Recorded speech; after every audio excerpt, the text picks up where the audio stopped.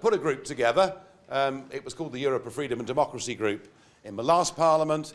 It'll be called the Europe of Freedom and Direct Democracy in this Parliament.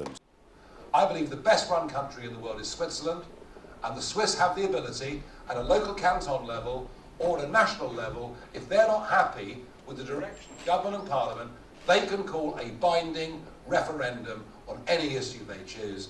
Gosh, I tell you what, if we could call referendums, we'd have some very different policies in place, wouldn't we? And I also think that what the referendum of 16 showed us is that on issues of national importance, if we're not happy with our leaders, we should have the ability to call binding, legally binding referendums on issues that directly affect us. So I'm a radical. I'm a radical. Very, very chamber. But I do also think, as part of my reform, I look at Switzerland, which is probably the most democratic country in the world, everywhere from canton level, even to local level, up to state level. If the Swiss people want to call a legally binding referendum on an issue because they feel that their parliament's out of step with the country, they constitutionally can call that referendum, and it is a legally binding result. I think if we had that ability in this country, we would never have seen a population increase of 10 million.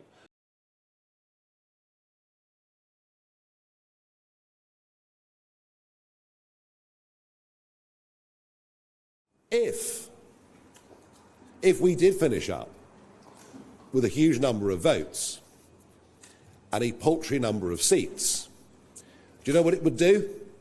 It would tell us yet again that Britain is broken and Britain needs reform.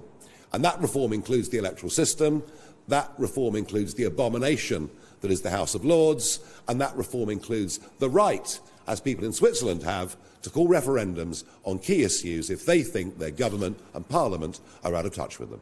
Thank you.